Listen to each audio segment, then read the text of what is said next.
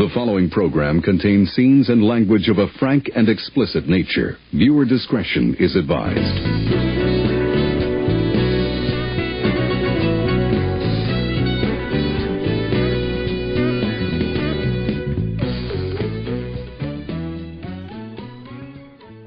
Hello, and welcome to Filmjitsu, the podcast that wields films like deadly weapons. We are your hosts. I am Jay. And I am Mike.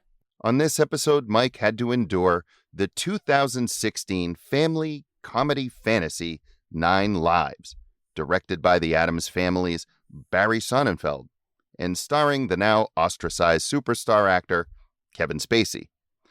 While the movie isn't a perfect match for Mike, good Lord, or anyone for that matter, it has a lowly 14% fresh rating on Rotten Tomatoes. Was it so bad for you, Mike, that it made you furious? These jokes are better than the goddamn movie, so just keep going. Well, we'll learn your thoughts about this cinematic catastrophe. Holy shit. And then dig our claws into our bottom 5 children's films, a list of cinematic hairballs that made us hysterical, both as parents and as kids. After that, we'll pause and reflect during a game of Kick 2, Pick 2, where out of 4 movies given, we must pick the 2 that are the cat's meow while casting the other 2 into an eternal litter box. Finally, Mike will sharpen his whiskers when he reveals the movie I will have to watch as penance for all of these horrible puns come our next episode. But before all of that happens, let's curl up with the trailer to the movie Rolling Stone gave 0 out of 4 stars to 9 Lives. So, today's the big day. Have you thought about what you want? I want a cat.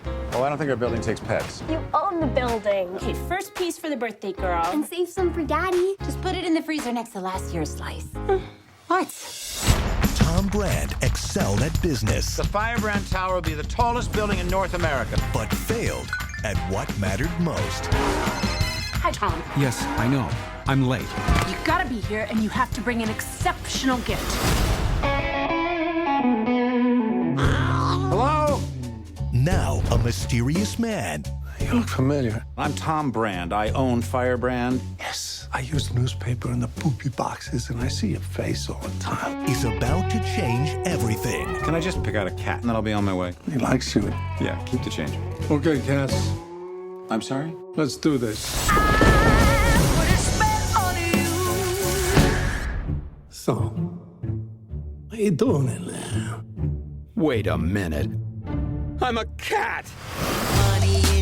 That cat is so weird. Gotta show them I'm human. Mike, this one had to have been a struggle. And I have to wonder, what in the actual hell was Barry Sonnenfeld thinking when he took on this project? The guy's just maybe the most hit or miss director Yeah. that we have.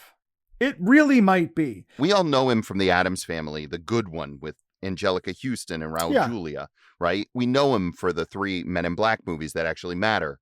We know him as the producer of like Get Shorty and Out of Sight and Enchanted. Like, we know him for this stuff. Yeah. But we also, I don't know if we forget or what, but things like Wild Wild West, or that one with Robin Williams, RV, which was one of his last movies, I think, that he made, unfortunately. Or, God, this talking cat movie. I don't know what Barry Sonnenfeld was thinking of, but what the hell were you thinking when you decided the landscape of family films? Like, how did you land on 9 Lives of all things? Well, this is not my turn to answer questions. Talking animal movies are like my least favorite form of kids movie. Well, isn't that reason enough to pick it and give it to you? It is. You know that I love family movies. And I was thinking about why hadn't I seen this before? And it'll tie in a little bit more with my bottom 5 list as well. But I have a pretty good eye for what I know I'm going to like and what I'm not going to like. So with a horror movie or an action movie, I'll just throw any shit on and enjoy it. But with a kids movie, I really call my shots. And so I don't watch a lot of stuff that I think I'm probably not going to end up liking. Yeah. So I don't see a lot of 9 Lives, right? Like that doesn't happen to me often. But at the time, I was a pretty big Kevin Spacey fan. And I thought, how unbelievably incongruous is this? Yeah. And then to have it be Sonnenfeld directing and then to have Jennifer Garner in it, all of that added into something that I thought was going to be interesting at the very least. Mm-hmm. Or at least not embarrassing. And it turned out to be embarrassing for everybody involved. This movie falls into that genre of a shitty father learns a lesson through poorly defined magic. Right? That kind of Woody thing. Woodpecker. Well, Jack Frost, Liar Liar, The Shaggy Dog, Hook, 17 Again, Click. The Santa Claus, Click, all of these. This is a genre of family movies that really I could kind of do without. Look, I'm a little late for something, so we could just get on with it. Meow. Sure. You don't like cats, do you, Mr. Brand? Look, can I just pick one out and then I'll be on my way? You don't pick a cat, the cat picks you. Look, I make $1 million decisions for lunch. I'm pretty sure I can pick out a cat. See that? He likes you. It figures because he's attracted to troubled souls. Kevin Spacey plays the voice of Mr. Fuzzy Pants. A cat. Mr. Fuzzy Pants. Because he starts the film as being a high-powered business owner. He works in New York. He's obsessed with building the tallest building in New York City. And the other company across town has one that's going to be taller, blah, blah, blah. He's neglecting his wife, who's Jennifer Garner, which if you are neglecting Jennifer Garner, you get whatever the hell happens to you. And Ben so, yeah, Oh, sorry, Affleck, what? I'm talking to you. Right. So basically, he kind of Selena Kyles himself off of the building. Yes. Goes into a coma. Oh yes, his corporeal form is now in a coma, but Right. his Non-corporeal form is inside a cat that he bought Inside- from Christopher Walken. Christopher Walken is in this movie as Mr. Perkins, Yes. a pun I think only you could love, who's basically like, think of it as like the Gremlins store, right? Oh, for And sure. He was playing the same characters in Click. Yeah, exactly. And I need to take a step back here and realize that Christopher Walken, who is in maybe cinema's most harrowing scene ever, the Russian Deer roulette Hunter. scene in Deer Hunter, Yeah. Yeah. is now selling cats to Kevin Spacey and telling him he's a cat whisperer. And this, how did we find ourselves in this place? That's what I want to know. Let me tell you, first off, so much endless fucking meowing. The cat, although we can hear Kevin Spacey's voice, the film just gives us this like yowling, mewling, screeching cat sound. That's right. Which When we sort of assume the perspective of the other characters. That's right. Yep. Right. So when you can't hear Kevin Spacey's voice, you're hearing the cat voice, and the cat voice is abhorrent. Yeah. Like, it's really. And then otherwise, it's just Kevin Spacey making all kinds of goofs and jokes and all this kind of stuff. None of which are particularly funny, No. if I recall. Who was sitting around thinking, gee, we haven't made a Look Who's Talking movie in over 25 years. Let's do it, but with a cat. Right. That's what this is. Good point. That's what this is. That really is. Yeah. I got to tell you, maybe the reason I reacted so strongly to all of the cat puns that you laid out at the beginning of your setup is that I have had my absolute human maximum of cat puns already when I watched this movie. I want to tell you something, Jay. There's a moment in this movie where the cat falls out of a cabinet and lands on its head. And the guy in the scene suggests that it needs to get a CAT scan. And I can tell you this because I wrote it down. At exactly 10:18 p.m. while alone in my living room, I shouted, "Oh, fuck you, Santo."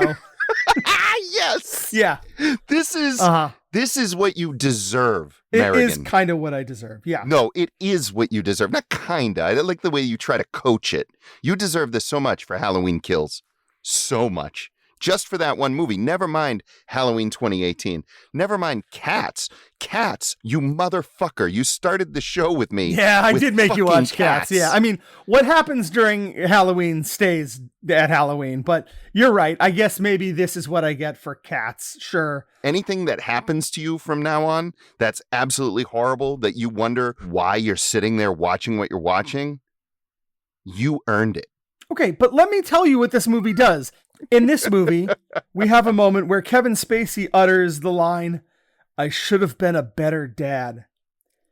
He's learned his fucking Ebenezer Scrooge lesson, but there's 40 more minutes of this movie. Oh my God. So he learns a lesson. He wants to be a good dad now. Oh, that's right. Yeah. But he can't figure out how to get out of the how to cat get body. back. Yes, that's right. Yeah. And now he's like running around the city trying to prevent the corporate takeover of his giant company, reconnect with his daughter, reconnect with his wife, and figure out how to not be a cat throughout all of this. Yes. This is the bulk of the movie. But I don't, it feels very, I'm supposed to say this. Mm-hmm. And there had to be some action that was taken in order for him to actually break out of the cat body, so to speak. Yeah, because we've seen all this nonsense before, right? Because he's a cat, he overhears his wife talking about what he's like as a husband. He sees his daughter being sad. He sees his daughter wishing she had time with all of this stuff. Okay, fine. So, like, you know, at the end of Elf, like, James Caan is a dick through the whole thing at Elf. Oh, yeah. And then at the last minute, he, like, discovers the Christmas spirit. They punch the cops in Central Park, and that's the end of the movie. That's how you do that. Right. That's how you do that. You don't I have. think they were trying something different here. Yeah. You know. Oh, yeah. They were trying to make me insane for 40 minutes. And let me tell you some other things they were trying in this PG film. There's a bunch of things in here that absolutely don't belong in a kid movie at all. This movie has attempted manslaughter, blackout drinking, an absolute cavalcade of piss and shit jokes, the psychological unraveling of a young child, fake out suicide attempts, and at least one dead cat. Yes. That's all in this movie. And I could explain all of those things, like, and give you some context for why that's the case. But what are we doing here, movie? The way that he ends up in the cat's body is he accidentally falls over the edge of his building, and his business rival just lets him fall. Yeah.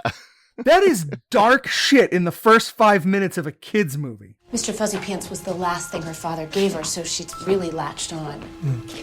Wants attention, obviously. This is our daughter, Rebecca. Oh.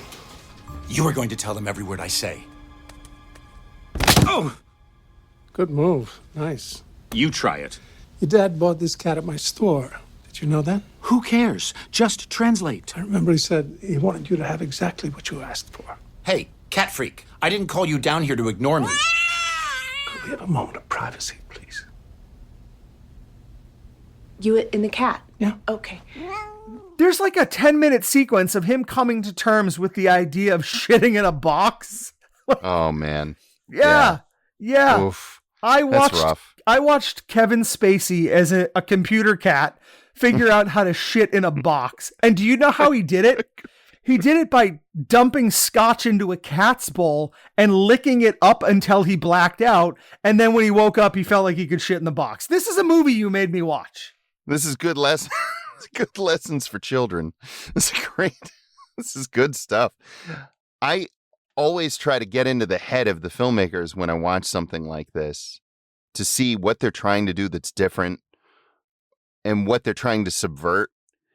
And I think there was a lot here that they were trying out, but I don't understand why.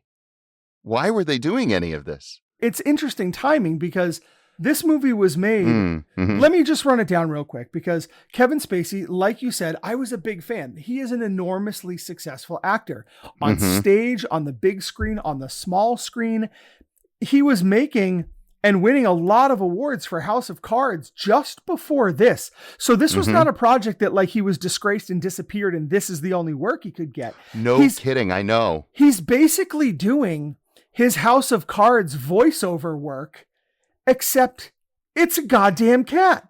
Yeah. It isn't like there was an audience of kids who were all hip to the fact that Kevin Spacey was doing a voiceover as an asshole American president. And boy, wouldn't it be something if instead of that president, he did the same thing, but for an animated cat. I don't know what possessed the guy to do this, but in 2017, Kevin Spacey faced all of these allegations of sexual misconduct. Yeah. In the next couple of years, he faced multiple criminal investigations. Of course, he denied the accusations. He was found not liable in some New York lawsuits. There were charges dropped.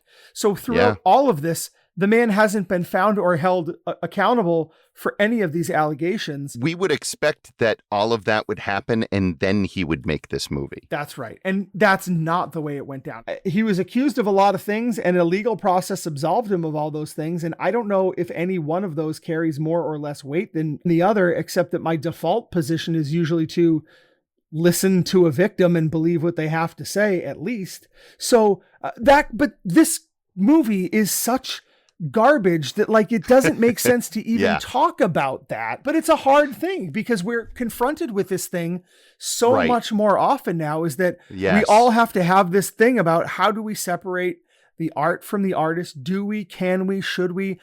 Maybe that's case by case. Maybe I don't have a great answer question. For it. There was a lot of reprehensible shit that's been going on in Hollywood since the advent of cinema. Yeah, but only since really Harvey Weinstein and the Me Too movement has that amounted to a hill of beans in terms of consequences for these perpetrators. So now I do think the conversation is a little bit more nuanced in that, bad people have been doing bad stuff for a long time and getting away with it. Or we didn't know about it or whatever.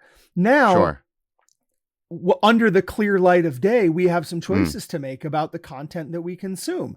Do I watch Louis C.K. comedy again?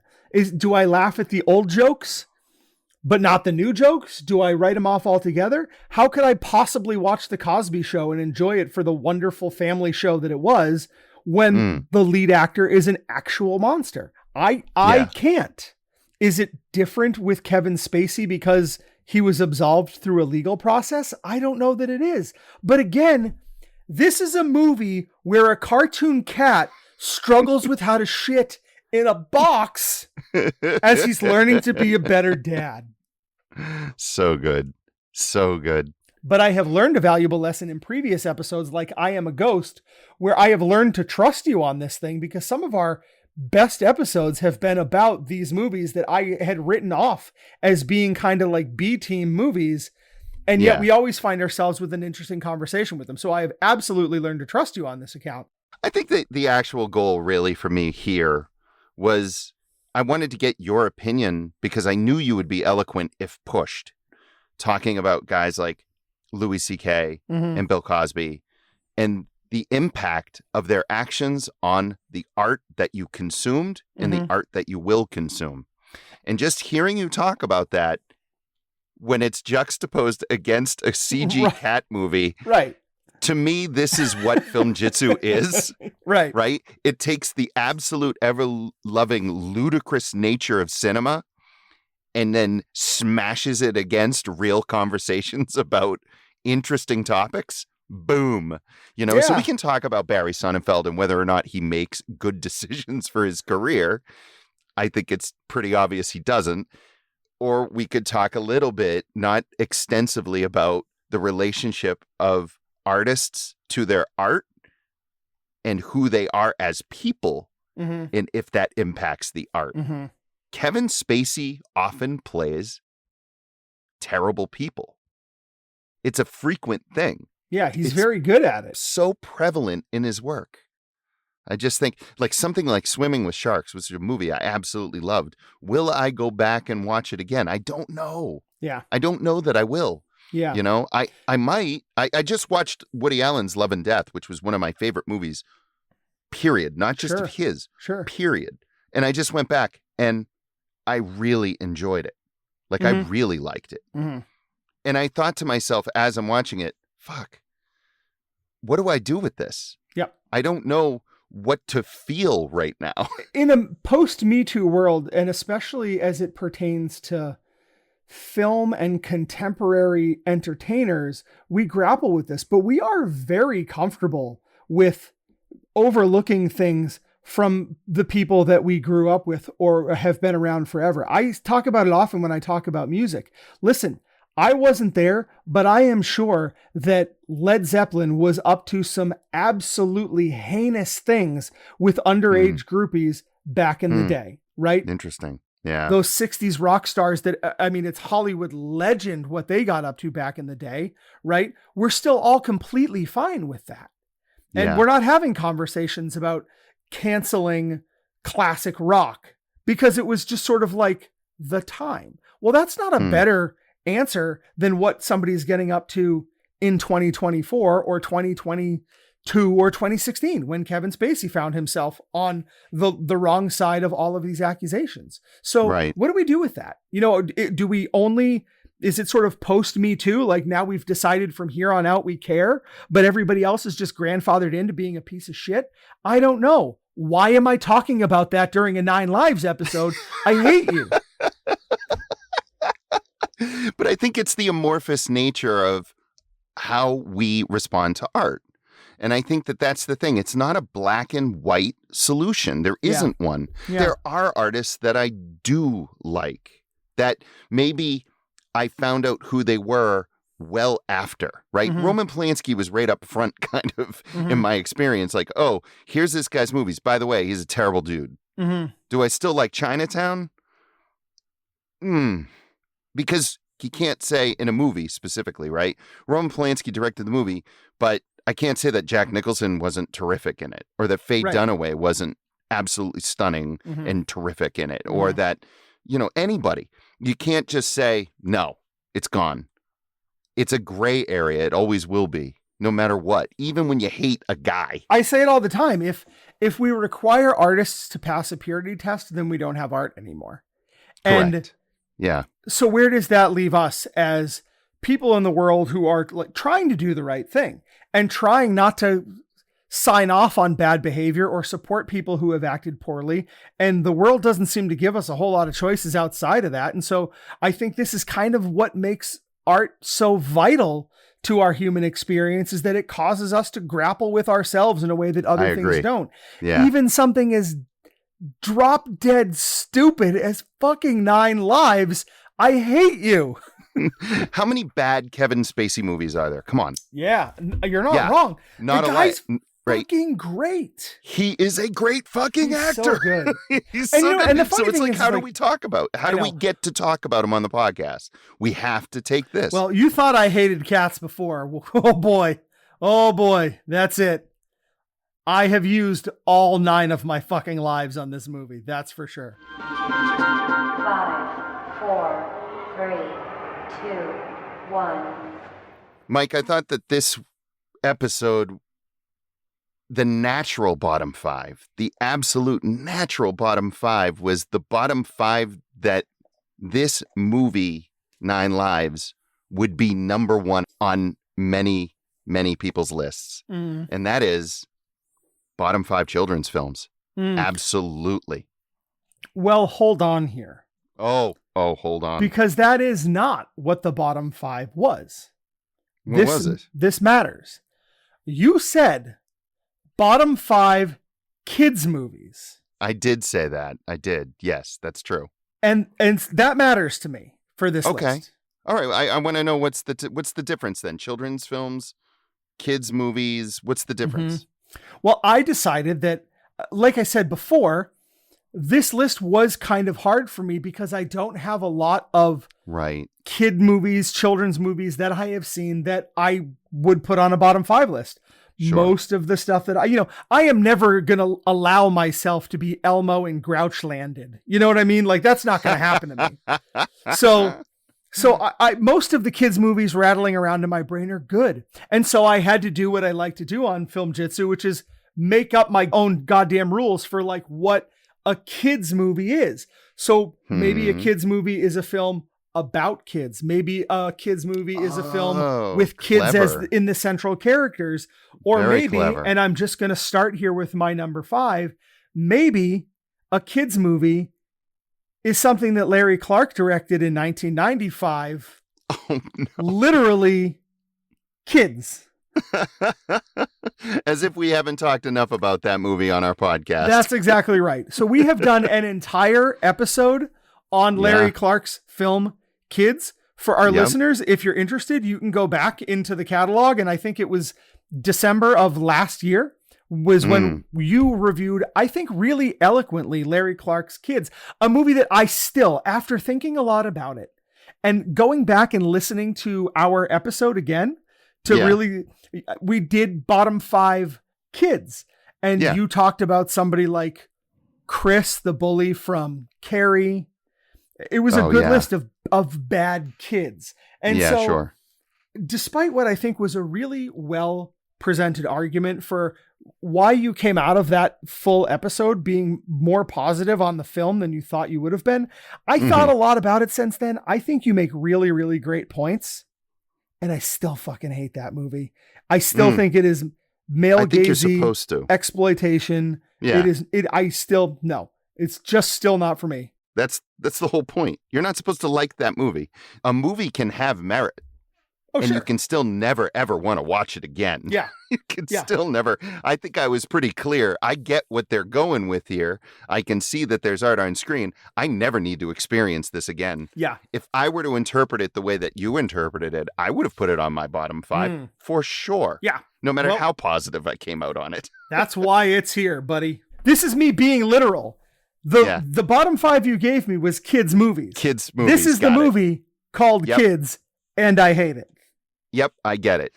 I did not interpret my own bottom 5 in any kind of clever way. But what I did do, in which I think you're not thinking of too much, is this for me wasn't just bottom 5 children's films that I've taken my own kids to. Because that gives you a measure of I've made a choice. Yeah. There are a number of films on mine, particularly my number 5, really, where I didn't choose. I was a child. And this was a movie I had to watch. Yeah.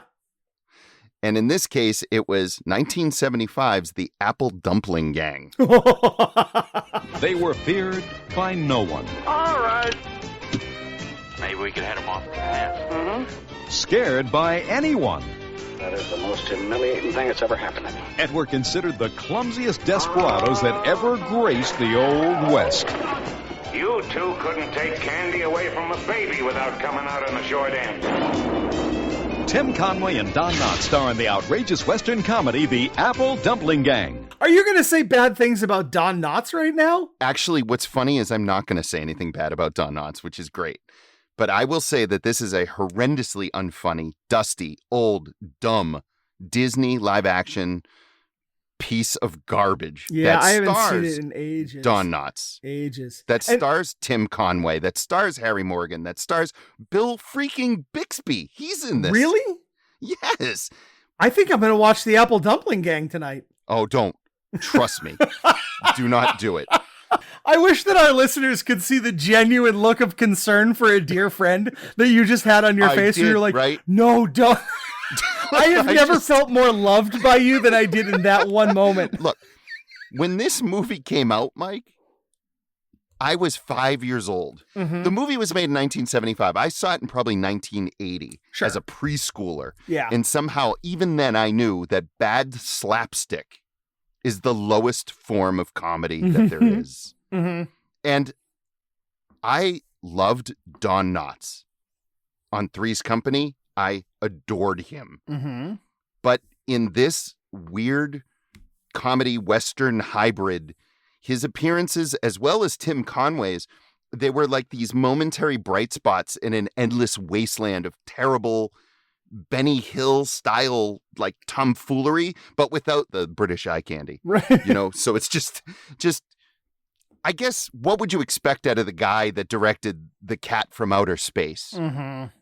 And also, this guy, Norman Tokar, the other thing he directed, which of course would prepare you for a slapstick comedy, Where the Red Fern Grows. Oh, boy.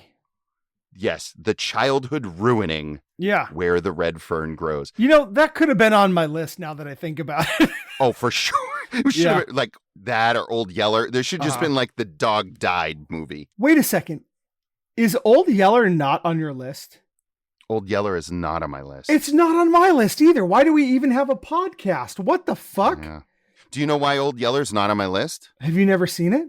I never watched it. I knew how it ended. And How I was are like, you- I'm not going to watch that. But like, how am I so well adjusted and you are such a screaming freak and I'm the one who's messed up in the head by Old Yeller and you're fine? That's just because I'm emotionally immature. Oh.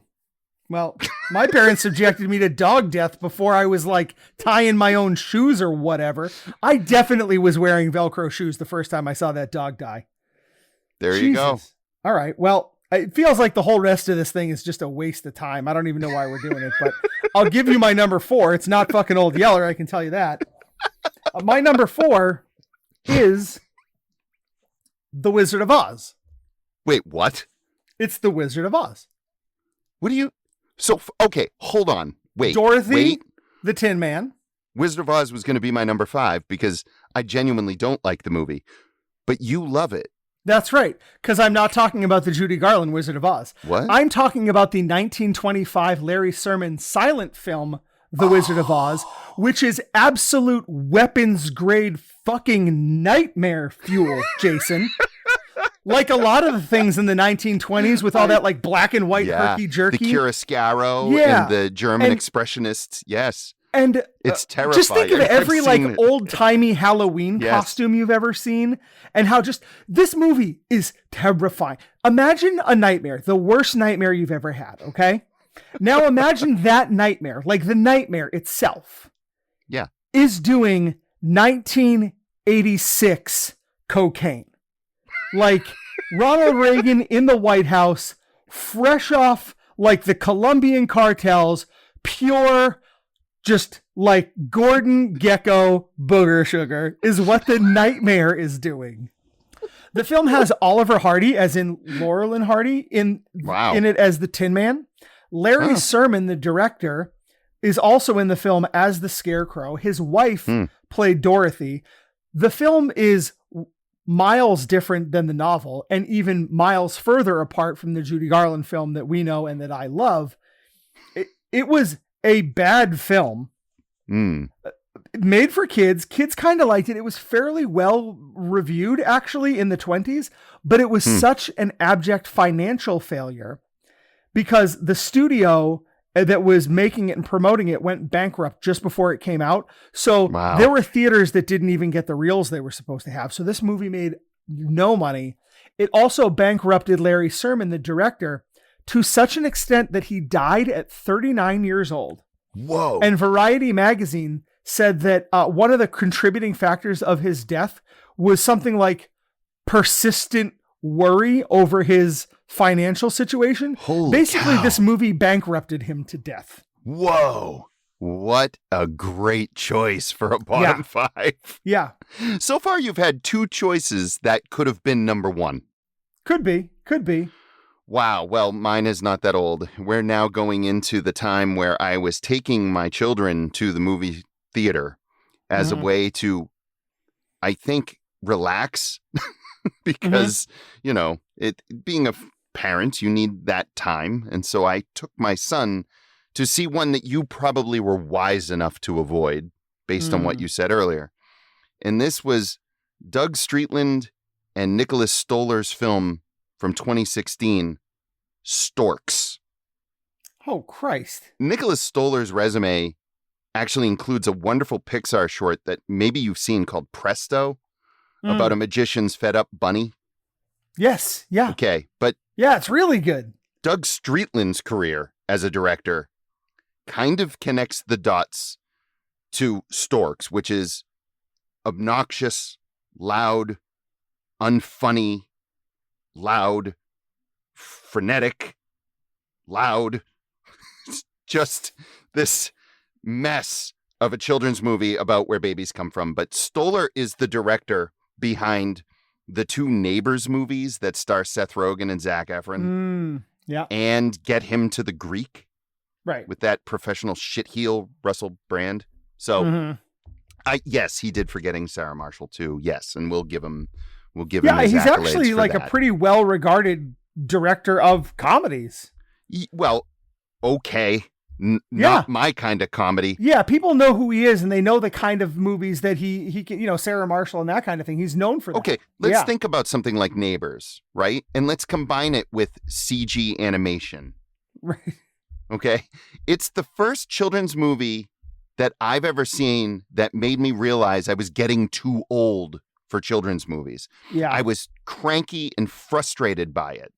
The visuals were far too busy, and the action was far too chaotic and tough to follow, if you know what I mean. So I used to say that Nolan's Batman action scenes, they were shot in confusovision. It was a term I stole from an episode of Mystery Science Theater 3000. This whole movie, Storks, was shot in confusovision. So here it is on my bottom 5, this horrible movie that was just a real intense experience as far as films go. Did I mention it was loud? Because it was very, very loud. But well, my number 3 is a little bit more of a kind of traditional pick for the thing that you were talking about. Oh, wow. It is one of those kids movies, a movie for kids that is on my list because I can't get away from it. See, when you are obligated to watch a bad movie every year. Yeah. Because it's a holiday movie. Oh, no. And it's either on TV or the kids want to watch it, or it doesn't matter that I threw the DVD out into the woods. Somehow it still keeps showing back up here.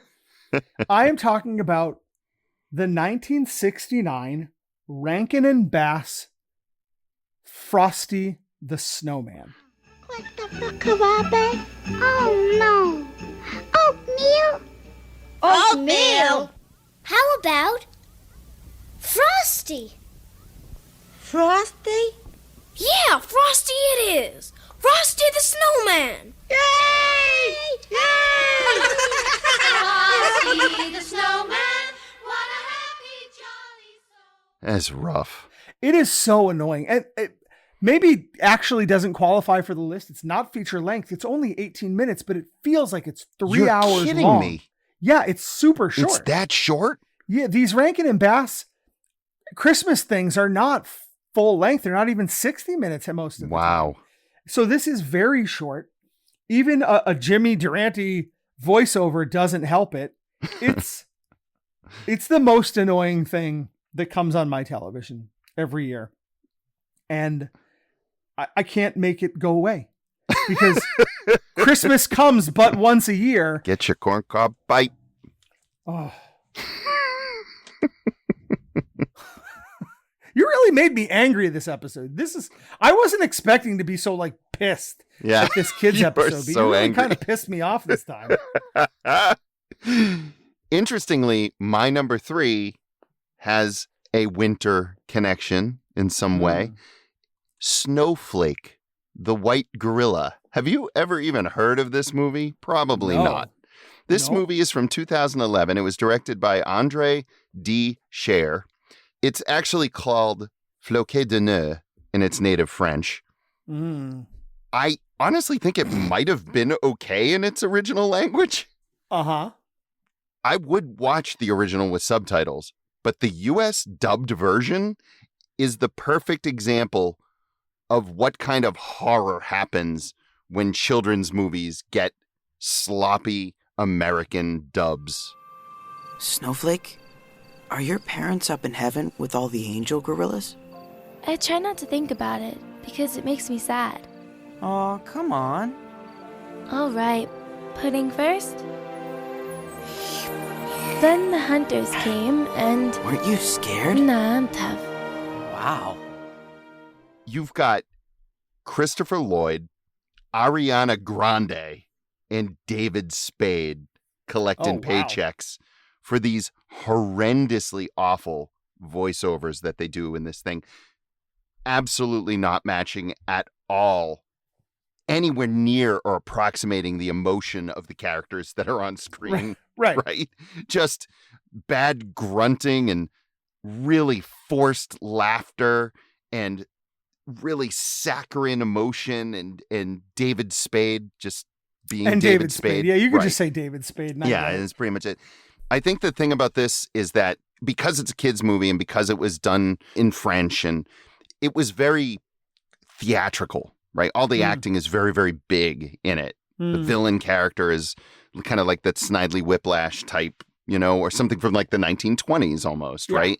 It's that kind of cartoonish over the top. And then there's a CG monkey, which is ridiculous, right? But when you put horrifically terrible English dialogue over it, that sounds like it was recorded in a booth.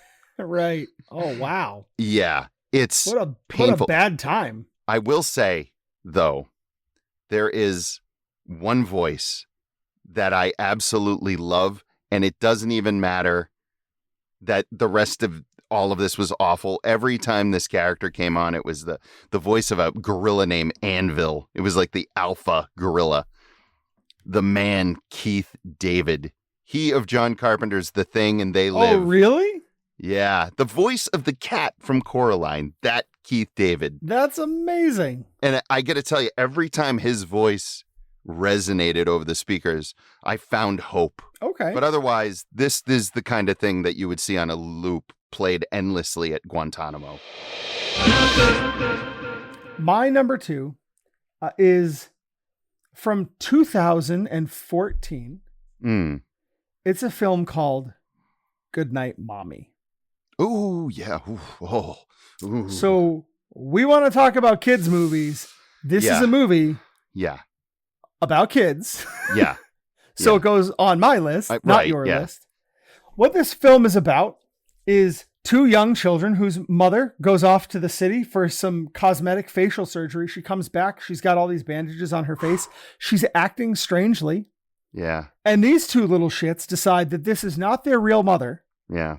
And begin a campaign of torture and atrocities and really disturbing stuff to try and compel her into confessing that she's not really her mother. Yeah. And I wish I could tell you that was the most messed up part of the movie, and it's not even. So I know. I don't want to say too much. There was a remake of this film. Yeah, with Naomi Watts, right? Naomi Watts. Yeah. I haven't seen it. I won't see it. I don't need to see it. Because if it is a good remake of this film, this is a one-timer for me for sure. Right. Yeah. So that's it. But when we're talking about a bottom 5 kids movie, well, this movie about these kids, whoa. So that's why it makes number 2 on my list for being maybe the most disturbing version of a kids movie that I could think of. Yeah, that's good. That's solid. I always feel like when you go off on these tangents with these lists, you make them so much more interesting, and I get stuck in a rut with the things that I pick because they're very much an expression of who I am and what I've gone through. Right. So my number 2 is very similar, I feel, to Storks, but the opposite, where Storks was so over-energized and so overwhelming to me and loud. I'm not sure if I mentioned that if Storks was very, very I heard loud. recently that Storks was pretty loud. Evil Dies Tonight. Anyway. Number 2 on my list is this film called Norm of the North, also from 2016. Yeah. Directed by Trevor Wall. I think this is his only film. And honestly, I kind of wish I could tell you anything that happened in Norm of the North, but all I really remember was falling asleep in the movie theater. Periodically waking up to check on my son to ensure that he was still seated beside me. Right. And then I was trying to refocus on what was happening on screen. Only a moment later, I would fall back to sleep again. So I know Rob Schneider was in this. He did the voice of the lead character, who was a polar bear named Norm that gets trapped on a melting ice sheet that he rides to New York City. It's, as I recall, a really awful version of Happy Feet, which in and of itself wasn't very good. But this was way worse, so much worse. This movie was so bad that it did grab the attention of the film watching community, because this is a movie that is sort of notorious for being the worst film of that year. So even me, who has never seen the film, knows it has a reputation for being like top of the list bad film. There you go. Well, my number one is a cheat. Oh, of course it is. Even on a list where I cheated. Because my number one is absolutely any take your fucking pick kids movie that has ever been made or will ever be made by my former childhood hero and current super dirtbag, Hulk Hogan. Oh, yeah. Pick a Hulk Hogan movie, Jay. That's my number one. Is it Suburban Commando? Sure. I know. Is it Mr. Nanny? Yeah, okay, He plays fine. Santa Claus in one of them. Yo, Santa with muscles? Yeah, I'm well fucking aware of that. Yeah. You're not really Santa Claus, are you? No, I'm not. I just thought I was for a while. My name's Blake Thorne. You're not Santa. You're better. Hulk Hogan's filmography is just like a cornucopia of steaming turds. Yeah. Secret Agent Club, where he plays a secret agent, where we're all supposed to believe that his kid, whose father is built like Hulk Hogan, doesn't know his dad's a secret agent. Jesus. Like every other time when they have those movies where Arnold Schwarzenegger's a secret agent and everybody acts like they don't know he's a secret agent. Oh. Kindergarten Cop, I'm looking at you. Yeah, right. So you can play pin the tail on the turd with this one, and it really doesn't matter what you land on. It's the entire filmography. I don't see it as a cheat at all. And also for like breaking my child's heart, because I grew up absolutely loving Hulk Hogan. I know that. Right? I was just the right age for Hulkamania. I have in this house a Hulk Hogan pillow, a Hulk Hogan sleeping bag. I got toys. I got action figures that I have accumulated from childhood, right? That I've still kept around. Now the guy has turned into like, if a wave runner could come to life and crash through a row of porta potties that were somehow filled with Axe body spray, that's who Hulk Hogan is now. That's my childhood hero. Fair enough. Well, great one. My number one is a much more conventional pick, but it is deeply personal. I like almost everything that Chris Columbus does. He's one of the writers behind The Goonies. He was one of the writers behind Gremlins. I really liked that underrated John Candy, Ali Sheedy comedy, Only the Lonely. Mm-hmm. Columbus is best known as the director of the two Christmas Chronicles movies that star Kurt Russell, who I think is the best version of Santa Claus ever, and the first two Harry Potter adaptations. Plus, he did Robin Williams' classic Mrs. Doubtfire. Right. And most notably, the original Home Alone. Of course, right. Yeah, right. So his instincts so often seem so good, as do those of John Hughes, who's perhaps, much better known as a writer-director, and with whom Chris Columbus often worked. So what in the ever-loving name of Maureen O'Hara happened when the pair reteamed to recapture the magic of 1990's Home Alone? What happened in 1992 with Home Alone 2? This joyless, unfunny, cold-hearted, and ultimately infuriating sequel to what I consider one of the best movie-going experiences of my life. Home Alone, we done it again. I can't tell you how this is the single most disappointing movie I have almost ever seen. And I say almost because I actually walked out of the cinema. Me, at 18 years old, a film student, looking to relive the winter magic of the original Home Alone, which made me laugh and cry while at the theater alone. This time I was left feeling truly alone. You saw Home Alone alone? That's amazing. And to see the wonderful, incredible Tim Curry debase himself by accepting the role as this inept and rude hotel manager. Yeah. I prefer to think that he was blackmailed into it. Right, yes. He should have been anywhere else. Anywhere but here on the screen in Somerville, Massachusetts, where a dumbstruck teen learned that nothing is precious and everything bows to the promise of the dollar. This pandering bullshittery, this flatulent consumerist retread, this heartless fuckstickery. Fuck you, John Hughes. Fuck you, Chris Columbus, and fuck you, Home Alone 2. That's my number one. Fuck. Do you need a second? You just totally shit-canned your whole microphone situation. Wow. You started actually throwing punches just then.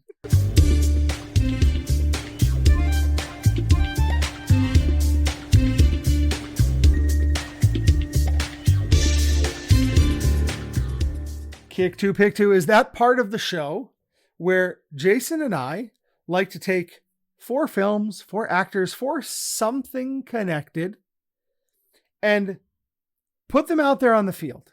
2 of them we will pick and keep forever. 2 of them we will send into the forbidden zone, never to be seen again. This is never easy. It's always fun. Jay, what did you come up for us this time on Pick Two, Kick Two? I went a very conventional route this time, Mike. Yeah.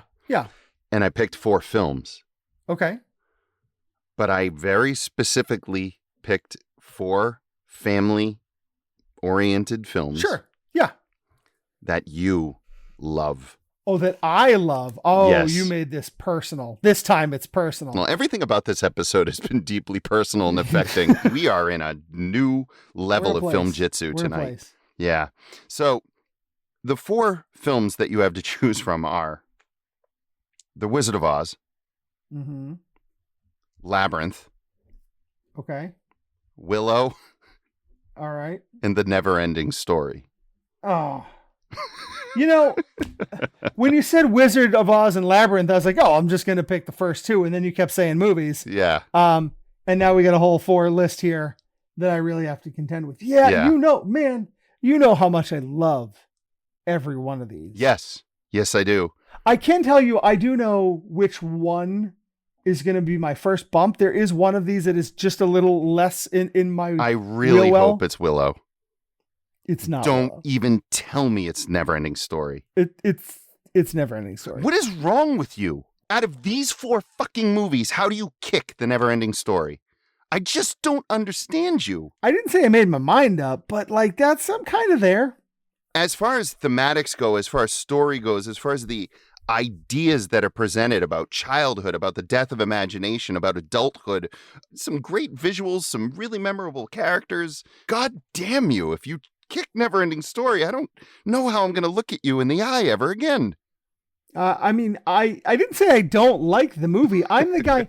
I met Tammy Stronach, the childlike empress. I had her autograph my copy of The Neverending Story. I do love this movie. But you like Willow better? I mean, Warwick Davis isn't in Neverending Story. Is Val Kilmer sword fighting anybody in Neverending Story? I don't think that I needed that. Who doesn't need that? All right, so I know I'm kicking Willow, and I know I'm keeping Neverending Story. Those 2 Okay. So where are you at? You're kicking Neverending Story. Yeah, I think that's going to be the one. Oh my God. I knew you were going to do it because when I put Neverending Story on, it was the 4th edition. I was going to put Princess Bride on, but I couldn't be that cruel. So I was like, all right. That would have been a lot harder for me, actually. I know it would have been. That would have been a lot harder. No. I wanted one that I really love in there just because I knew you would kick the one that I love the most. So it stands to reason. Okay, continuing. You know, Willow is like super awesome though, right? The Merrigan family had a pirated VHS of this movie that we watched until the tape broke. Are you sure it was actually Willow and not some other movie? I'm 1,000,000,000% sure because Kevin Pollak was dressed as a tiny little mouse man who was fighting battles. Okay. All right. Yeah. You going to keep Willow? No. Probably not going to keep it. Probably not going to keep it. I didn't think you were going to. But I might keep it. There's no way you can kick Labyrinth because that's your wedding song. Mm-hmm. And The Wizard of Oz is one of your favorite movies of all time. So sure. Yeah. I mean, as anybody with a heart, it should be. Labyrinth is a movie that is problematic. I really, really, really adore. Yeah, I mean, it's problematic in a number of ways. Some of those ways are about, I don't know, 8-9 inches long, I think, but that's neither here nor there. My wife and I recently just went to a screening of Labyrinth with a live musical accompaniment that's kind of touring the country. It's got a intro by Brian Henson before the film. They made one really weird edit that I didn't quite understand. The only edit in the whole film. There's a part in Labyrinth when Ludo walks across the stones in the Bog of Eternal Stench. And when he walks across them, they make fart noises. They go as he walks across. Yeah. And the Bog of Eternal Stench is just like a bunch of quivering assholes if you've seen it. God. It's really pretty graphic. Ew. And those things are making like juicy fart sounds the whole time. But so when we're watching this in a theater full of a few hundred people and Ludo runs across and there were no fart sounds, there was almost a revolt in the theater. Like the whole theater of people that love this movie enough that they came to it were like, wait, where are the fucking fart sounds? Why weren't those there? Those are hilarious. Are you shitting me? All about the fart stones. All about the fart sounds. So I have to keep the Labyrinth. I do have to keep Really? You do? Oh, you do? I do. Okay. All right. I think for me, this is going to be The Wizard of Oz and The Labyrinth. And it's going to break my heart to let go of Willow and Neverending Story. This was, none of these were easy picks for me. I think for me, I'm going to kick Willow and Wizard of Oz. And I'm going to keep Labyrinth and The Neverending Story. But I feel kind of terrible about kicking Wizard of Oz, to be perfectly honest. Because even though I don't like it, it is of incredible cinematic importance. That's right. You're fucking a lot of stuff up here, buddy. This is like butterfly We effect used stuff. to say there wasn't a butterfly effect to this. It changes, but the rules change all the time. Yeah, with I know. I make this shit up around here. There are no rules. This isn't Nom. This is podcasting.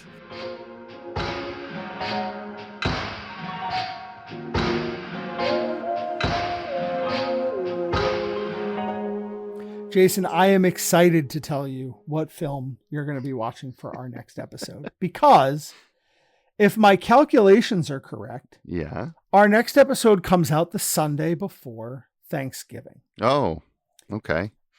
And Thanksgiving, of course, is an occasion to pause and celebrate our many blessings. It's a time to gather with loved ones, enjoy a carefully crafted meal, celebrate the bounty of love and joy and an abundance that surrounds us. The holiday invites us to savor the simple joy and elegance of togetherness. It's a profound reminder, Jay, of the love and connections that nourish our souls. Okay. It also says here in my notes that you're going to be watching Thanksgiving, a 2008 movie where an evil talking hand puppet turkey murders college kids in the woods. That's what it says here in my notes.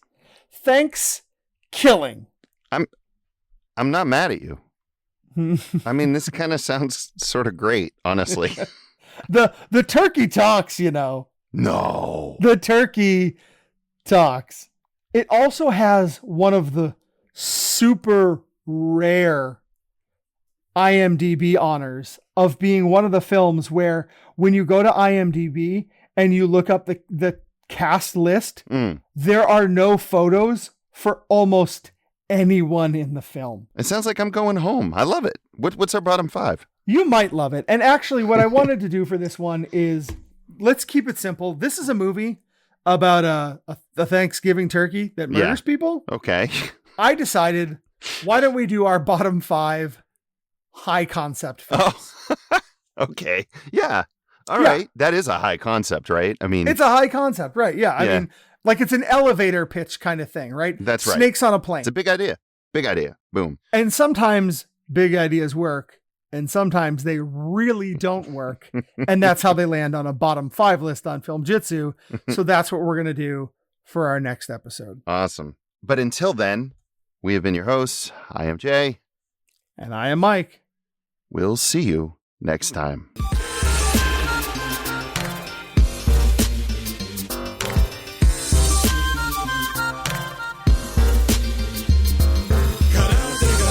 Стало 18, хочу знати